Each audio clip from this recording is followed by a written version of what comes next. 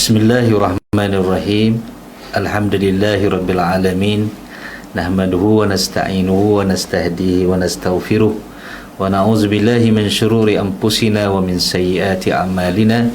Man yahdihillahu fala mudilla lahu wa man yudlilhu fala hadiyalah. Asyhadu an la ilaha illallah wa asyhadu anna Muhammadan abduhu wa rasuluh. Allahumma salli wa sallim ala sayyidina Muhammad wa ala alihi wa ashabihi ila yaumiddin, amma ba'. Alhamdulillah, sidang pendengar yang dihormati sekalian, alhamdulillah pada pagi ini dapat kita bersama dalam ruangan Suara Ulama, khususnya di PAS Kawasan Marang ini. InsyaAllah pada pagi ini marilah sama-sama kita merenung tentang perjuangan dan komitmen kita serta kejayaan dan keyakinan yang perlu kita raih dalam perjuangan ini. Kita baru sahaja selesai bermuktamar PAS Pusat kali yang ke-69 dengan tema yang cukup memberangsangkan, iaitu adil, prihatin dan berkebajikan. Dalam membicarakan soal perjuangan ini, suatu perkara yang perlu kepada kita ialah keyakinan dan pergantungan diri kepada Allah Subhanahu wa taala untuk kita meraih kejayaan dan kemenangan pada bapa-bapa kehadapan dalam perjuangan ini. Oleh itu, sebagai renungan, marilah sama-sama kita melihat satu firman Allah Subhanahu wa taala yang Allah Subhanahu wa taala mengisahkan tentang perjuangan Nabi Allah Musa alaihissalam. Di dalam suratul Qasas, Allah Subhanahu wa taala berfirman, wa nuridu an namunna 'alal ladzina istud'ifu fil ard wa naj'aluhum a'immah wa naj'aluhumul warisin. Sadaqallahul azim. Yang bermaksud, dan kami ingin untuk memberi pertolongan kepada kaum yang tertindas di negeri ini, dan kami hendak menjadikan mereka pemimpin-pemimpin serta hendak menjadikan mereka orang-orang yang mewarisi di atas muka bumi ini. Ayat ini menceritakan bagaimana janji Allah Subhanahu wa taala kepada Nabi Allah Musa alaihissalam bersama dengan pengikut-pengikutnya yang pada waktu itu berhadapan dengan tekanan, dengan halangan, penentangan di bawah kerajaan Firaun yang dilaknat oleh Allah Subhanahu wa taala. Situasi yang berlaku itu menggambarkan betapa penat dan lelahnya, perik dan jerihnya perjuangan Islam untuk menegakkan kalimah Allah Subhanahu wa taala. Dan kita tahu bahawa perjuangan Islam adalah perjuangan yang sentiasa menghadapi cabaran-cabaran yang tidak putus-putus. Cabaran itu bertali arus dari masa ke semasa. Sehinggalah kita pada hari ini kita lihat bagaimana kita menghadapi cabaran-cabaran dalam situasi dan keadaan kita pada hari ini dalam suasana yang kita semua tahu bahawa Islam ditekan, Islam ditindas, beberapa perkara-perkara yang berkaitan dengan undang-undang dan seumpamanya diberi penekanan sehingga kita nak bergerak di atas nama Islam ataupun perjuangan kita nak mahu Islam ini semakin hari semakin sukar. Pun begitu, kita kena lihat bahawa tidak ada jalan lain untuk kita berhadapan dengan situasi ini.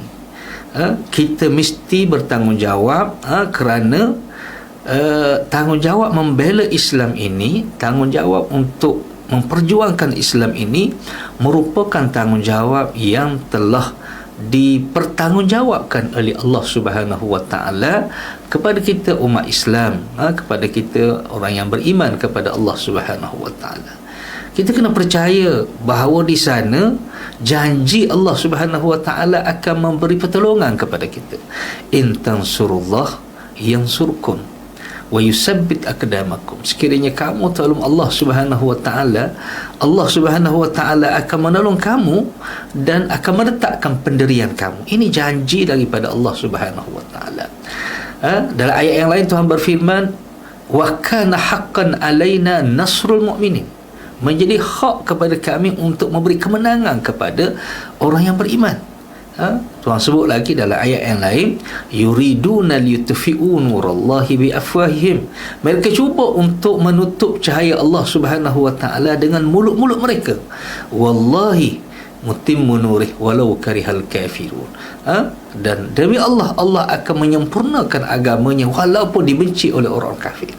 Ini seharusnya menjadi asas kepada perjuangan kita, bahawa suatu ketika nanti kita akan diberi kemenangan oleh Allah Subhanahu wa taala. Oleh demikian, dalam melaksanakan perjuangan ini, kita kena sentiasa istiqamah kepada Allah Subhanahu wa taala. Gerak kerja kita mesti tersusun. Allah Subhanahu wa taala memberi ganjaran. Orang yang beristiqamah ini Tuhan akan beri pertolongan kepadanya. Sidang pendengar yang dihormati dan kasih sekalian, dalam kita menyelusuri perjuangan yang kita bawa pada hari ini, tidak dapat tidak, dalam kita bertindak baik, dalam kita mengambil langkah-langkah untuk untuk menyebar luaskan lagi perjuangan ini, maka contoh yang mesti bagi kita, ini syarat, contoh yang mesti bagi kita untuk kita ikut ialah apa yang dilakukan oleh baginda sallallahu alaihi wasallam. Dalam arti kata yang lain, kita mesti menjadikan sirah baginda sallallahu alaihi wasallam itu sebagai ikutan. Bagaimana Nabi bertindak, bagaimana bagi Nabi mengalahkan cabaran yang dihadapi pada waktu itu untuk melangsungkan perjuangan, dan akhirnya Islam mendapat kemenangan. Islam mendapat kemenangan. Saya ingin berkongsi sedikit apa yang ditulis oleh oleh pakar-pakar sirah ataupun pakar-pakar harakah dalam dia melihat perkembangan yang berlaku terutamanya di awal Islam. Apabila Islam yang dibawa oleh baginda sallallahu alaihi wasallam disebarkan kepada penduduk-penduduk Mekah untuk menarik mereka beriman kepada Allah Subhanahu wa taala, membesar dan mengagungkan Allah Subhanahu wa taala, peringkat awal mereka ditentang hebat. Mereka ditentang, orang Islam diseksa, orang Islam diperlakukan, orang nak masuk Islam pun takut pada waktu itu. Maknanya suatu penentangan yang begitu dahsyat berlaku. Dan inilah juga yang berlaku kepada Nabi-Nabi dan Rasul-Rasul alaihissalatu wassalam, yang kalau kita baca dalam Al-Quran, Tuhan cerita berkenaan dengan Nabi Musa, berkenaan dengan Nabi Allah Ibrahim alaihissalam, berkenaan dengan Nabi Hud, Nabi Su'aib. Semuanya itu adalah paparan-paparan yang sangat menarik untuk kita renungi dan untuk kita gali apa yang dilakukan oleh para anbiya alaihissalatu wassalam. Di perangkat awal Islam ditindah, umat Islam diseksa. Saya tertarik dengan satu komen yang telah dibuat, yang telah dikemukakan umpamanya dalam kitab Rahiyatul Maktum, yang telah ditulis oleh Syekh Safiyur Rahman Al-Mubarakpuri. Dia mengatakan bahawa ketika awal Islam ditindas, orang Islam diseksa, suasana yang begitu sempit dan ngeri sekali, Allah Subhanahu wa taala telah menurunkan suratul Kahfi kepada baginda sallallahu alaihi wasallam, di mana Tuhan turunkan suratul Kahfi kepada baginda ini sebagai jawapan terhadap kejadian dan peristiwa yang berlaku. Yang mana ditulis, dia kata dalam suratul Kahfi ini dibentangkan kepada kita ataupun diceritakan kepada kita 3 kisah utama yang menjadi intipati kepada surah Al-Kahfi, iaitu yang pertama ialah kisah Ashabul Kahfi, yang kedua ialah kisah di antara Khidir dengan Nabi Musa alaihissalam. Dan yang ketiga ialah kisah seorang raja, iaitu Zulkarnain, yang diberi kekuasaan oleh Allah Subhanahu wa taala. Di sebalik tiga kisah ini, suatu perkara yang sangat menarik. Yang pertama, dia kata, bagaimana Allah Subhanahu wa taala menceritakan kepada kita dalam suratul Kahfi itu ialah berkenaan dengan Ashabul Kahfi, iaitu golongan pemuda yang menyelamatkan agamanya. Yang menyelamatkan agamanya, sanggup berhijrah, sanggup keluar daripada negeri itu, dan matlamatnya adalah untuk menjaga iman.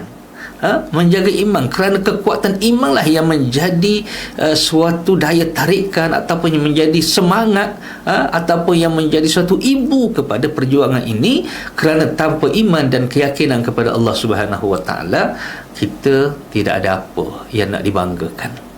Maka pemuda-pemuda ini keluar daripada negeri tersebut, dan bersembunyi, akhirnya berlindung di sebuah gua, dan ditidurkan oleh Allah Subhanahu wa taala selama 365 tahun.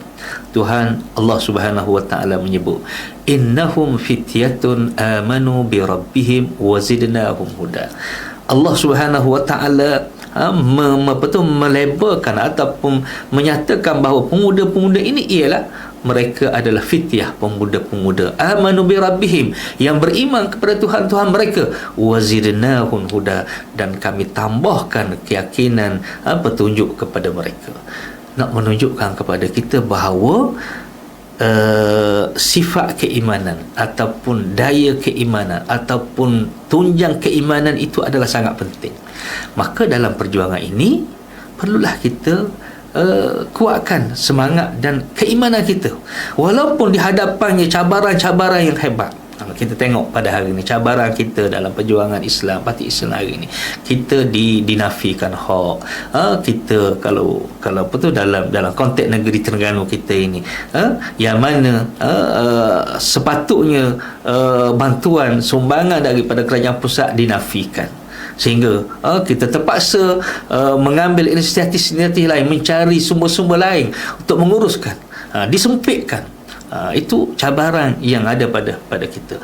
Maka dalam menghadapi perkara ini ialah kebergantungan kepada Allah Subhanahu wa taala, dan keimanan kepada Allah Subhanahu wa taala itu yang lebih baik.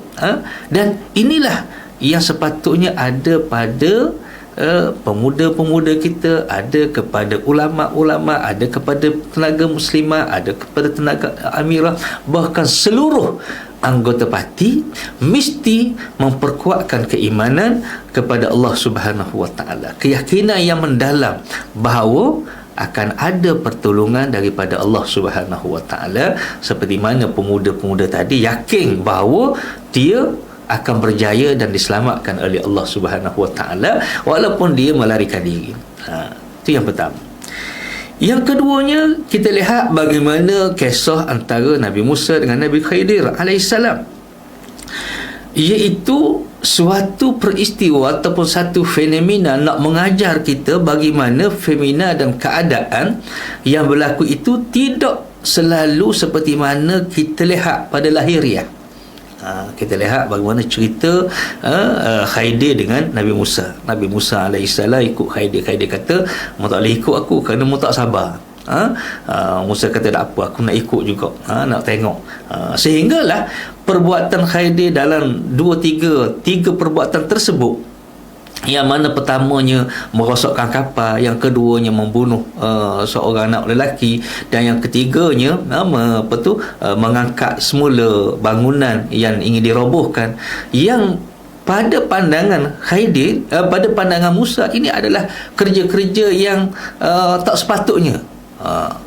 Kapal yang lalu, kapal seorang miskin yang lalu, anak-anak miskin yang lalu dirobohkan. Dia kata, "Kenapa kamu robohkan kapal ni sedangkan kapal ni molek, baik?" Dia kata, "Mu tak sabar, sebab mu tahu tak, di hadapan sana ada seorang raja yang akan merampas kapal-kapal milik milik orang ramai dengan cara yang zalim." Jadi apabila dia tengok kapal ni tak molek ataupun kapal ni adalah dah berlubang sana berlubang sini, maka dia akan lepaskan, maka selamatlah dia. Begitu juga seorang anak yang dibunuh itu. Musa kata, "Kenapa membunuh pemuda ni dia seorang yang baik. Dia kata mau tak tahu bahawa akan datang, dia akan, kalau dibiarkan, dia akan memurtadkan, ataupun menjadikan ibu bapanya menjadi kufur. Jadi semuanya ini kalau kita lihat bahawa situasi yang berlaku tidak seperti mana yang kita faham. Situasi yang berlaku tidak seperti mana yang kita gambarkan. Maknanya kita kena yakin bahawa benda yang berlaku pada hari ini, penentangan, makin hari makin ditekan, makin hari makin disempitkan, makin hari makin kita dilakukan dengan perkara-perkara yang lebih dahsyat, khususnya kepada pejuang-pejuang Islam, kepada mereka yang nak memertabatkan Islam, kepada mereka yang ingin menegakkan Islam, baik menegakkan Islam dalam suasana berkerajaan dan seumpamanya. Kita kena lihat bahawa di sana ada rahsia-rahsia yang tertentu. Sekurang-kurangnya satu perkara yang kita boleh nampak makin ditekan. Umpamanya negeri-negeri yang kita kuasa dinafikan, Kedah, Perlis, Kelantan, Terengganu, peruntukan tidak diberikan, ahli-ahli parlimen pembangkang tidak diperuntukkan dan seumpamanya. Setidak-tidaknya menampakkan kezaliman itu, kezaliman yang dilakukan oleh kerajaan pusat itu akan melahirkan suatu penentangan, suatu ketidakpuasan hati di kalangan rakyat-rakyat yang ada, yang memang mereka berhak terhadap peruntukan tersebut dan seumpamanya, yang akhirnya mereka akan menyembelih kita. Kita lihat apa yang berlaku di Terengganu umpamanya. Satu contoh yang sangat baik yang berlaku dalam PRN baru-baru ini. Kita di Terengganu dapat 32-0. Ini adalah rakyat boleh melihat bagaimana pengurusan kerajaan negeri yang sebelum ini baik. Kerajaan yang sebelum ini, maknanya kerajaan yang kita diberi tanggungjawab untuk merintah ini, kita dapat melaksanakan dengan baik. Keadilan itu sampai kepada rakyat merasa puas hati dengan apa yang kita lakukan dan memberi sokongan kepada kita dalam pilihan raya yang telah berlaku pada baru hari ini. Begitu juga dengan keadaan-keadaan yang lain, negeri-negeri lain. Dan kita lihat hari ini bagaimana sebahagian besar orang Melayu khususnya di negara ini sudah pun nampak bahawa PAS ataupun Perikatan Nasional merupakan satu-satu wadah perjuangan yang mampu memberi penyelesaian kepada permasalahan masyarakat. Cuma kita mungkin ada beberapa isu lagi yang perlu kita bereskan untuk mendapat kurniaan yang lebih besar, insya-Allah, daripada Allah Subhanahu Wa Taala. Seterusnya kita lihat bagaimana dalam suratul Kahfi juga Allah Subhanahu Wa Taala mengesahkan kepada kita seorang raja yang bertakwa kepada Allah Subhanahu Wa Taala, Zulkarnain, yang Allah Subhanahu Wa Taala berikan kekuasaan sehingga dia dapat menguasai timur dan barat. Nak menyatakan kepada kita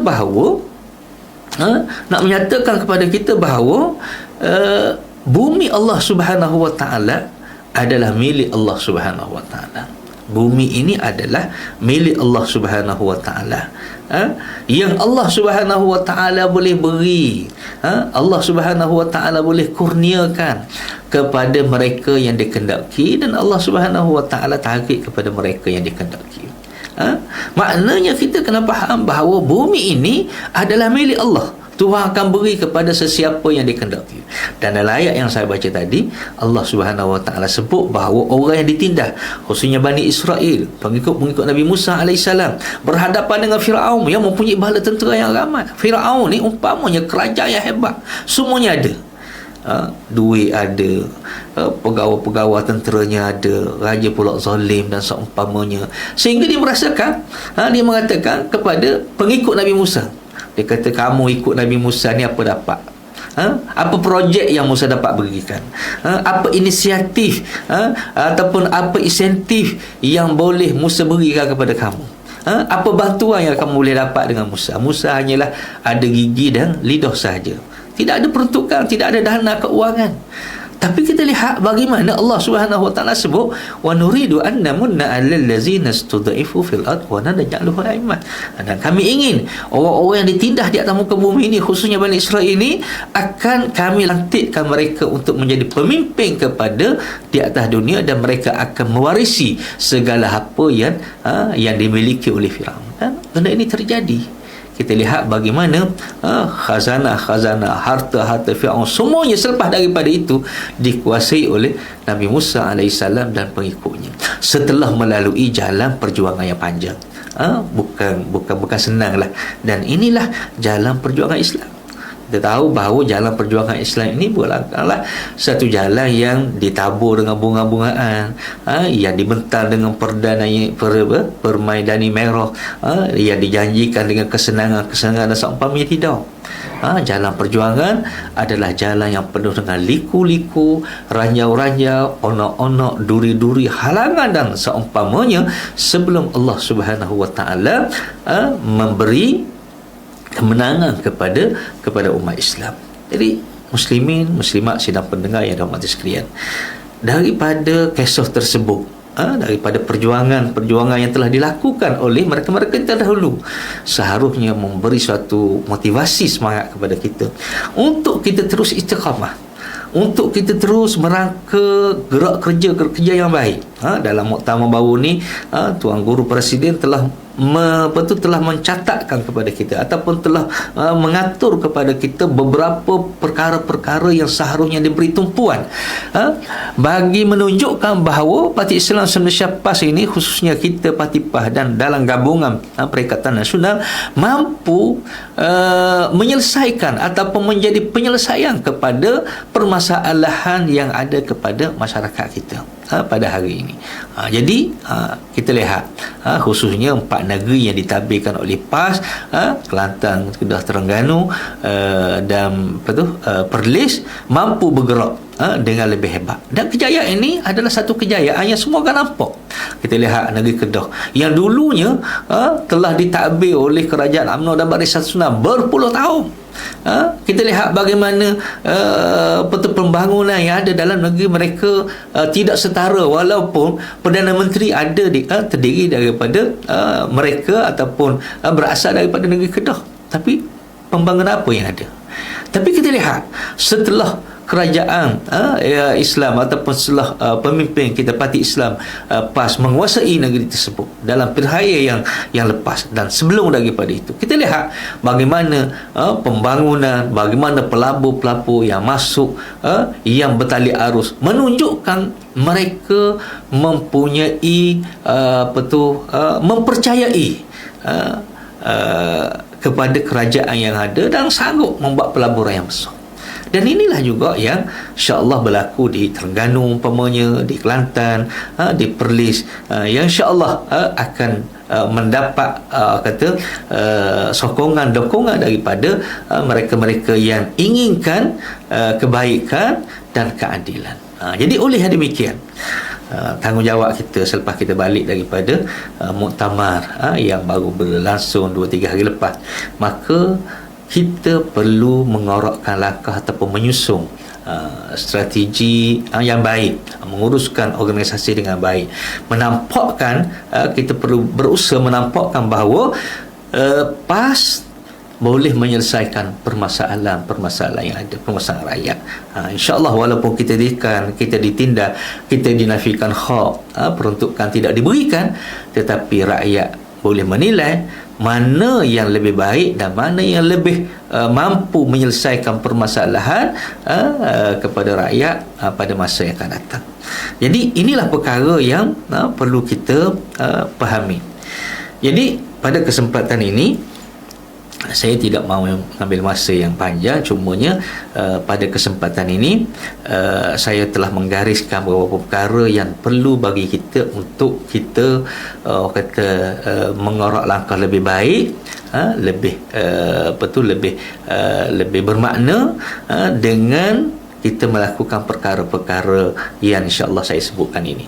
Yang pertama menjadi tanggungjawab kepada kita ialah penyusunan gerak kerja yang tersusun dan mantap. Maknanya gerak kerja kita di peringkat bawah, kita kena buat kerja itu dengan cara yang berkesan di platform masing-masing, ataupun di base masing-masing, ataupun di tempat masing-masing. Di mana sahaja kita ditugaskan. Allah Subhanahu Wa Taala sebut, Tuhan sebut di dalam Al-Quran, innallaha yuhibbul ladzina yuqatiluna fi sabilihi saffan ka'annahum bunyanun marsus. Sesungguhnya Allah Subhanahu Wa Taala suka orang-orang yang berperang pada jalannya dalam keadaan yang tersusun rapi. Saffan, dalam keadaan tersusun rapi, seumpama bangunan yang kukuh. Allah Subhanahu Wa Taala ambil nak suruh kita tengok bagaimana bangunan yang kukuh ini sudah tentulah kekukuhan ataupun keteguhan, ketahanan bangunan tersebut disebabkan ikatan ikatan antara bangunan tersebut ataupun yang menjadi asas kepada bangunan tersebut ialah kukuh. Semuanya dalam keadaan yang berada di posisi masing-masing. Maka itu adalah perlu kepada kita untuk menyusun, baik di peringkat negeri, di peringkat kawasan, di peringkat dong, di peringkat cawangan, kena tersusun rapi. Maknanya kita kena menjadi sebuah parti yang tersusun rapi dari segi organisasinya dan mantap dari segi kerjanya. Okey, itu yang pertama. Yang kedua, saya melihat bahawa dalam melaksanakan tugas dan tanggungjawab ini, sebab perjuangan ini perlu kepada petugasnya, perlu kepada mereka yang menggerakkan perjuangan ini. Maka mereka yang menggerakkan perjuangan ini mestilah terdiri daripada mereka-mereka yang ada keimanan dan keyakinan kepada Allah Subhanahu Wa Taala, seumpama Ashabul Kahfi tadi. Maksudnya pemuda, muslimah, amirah, ulama, semua yang menjadi penggerak kepada perjuangan ini kena ada komitmen, keyakinan kepada Allah Subhanahu Wa Taala yang kuat, kebergantungan kepada Allah Subhanahu Wa Taala yang sangat kuat. Perlu kepada setiap jemaah. Maknanya kita perlu berusahalah bagaimana kita nak melahirkan, menjadikan mereka-mereka ataupun ahli-ahli kita ni sebagai ahli-ahli yang kuat ataupun punya kebergantungan kepada Allah Subhanahu Wa Taala. Kita tidak nak hanya kita ni kuat dari sudut strategi sahaja. Maksudnya ataupun kuat itu ataupun kita semangat masa dekat pilihan raya. Kita kena sentiasa ingat kejayaan hanyalah daripada Allah Subhanahu Wa Taala. Walaupun kita kata kita ni bijak dari sudut strategi dan seumpamanya, hakikatnya Allah yang memberi kejayaan kepada kita. Yang ketiga, perkara yang perlu pada kita ialah kita kena lihat cabaran yang ada pada hari ini dengan kacamata yang positif. Maksudnya kita kena lihat suasana yang berlaku pada hari ini, walaupun kita ditekan, walaupun kita ditindas, walaupun kita dinafikan hak, benda yang berlaku ini jangan kita kata gelak gambar dah, ataupun jangan kita kata benda ini melemahkan kita. Tapi kita kena yakin bahawa perkara ini adalah sebahagian daripada benda-benda ataupun rencah-rencah perjuangan. Yang kita kena lihat bahawa sebaliknya itu perkara yang berlaku ini di belakangnya insya-Allah ada perkara positif.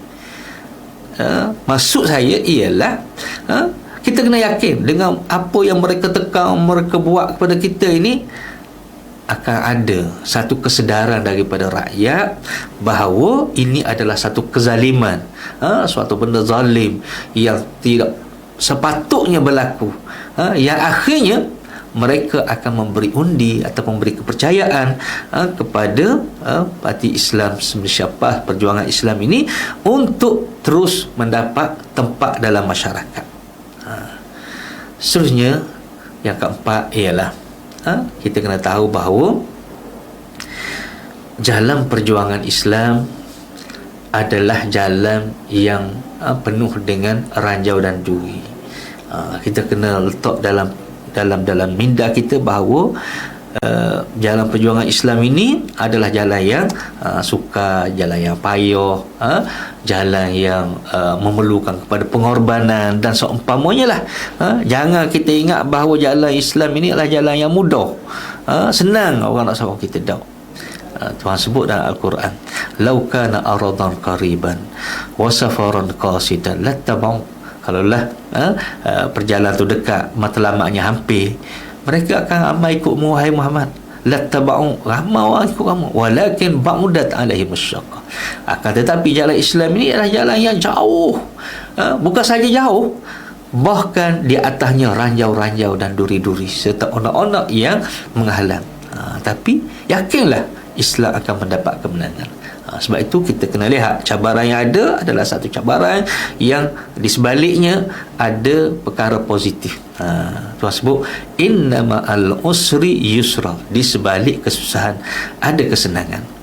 Di sebalik kepayahan ada kesenangan ataupun kemenangan.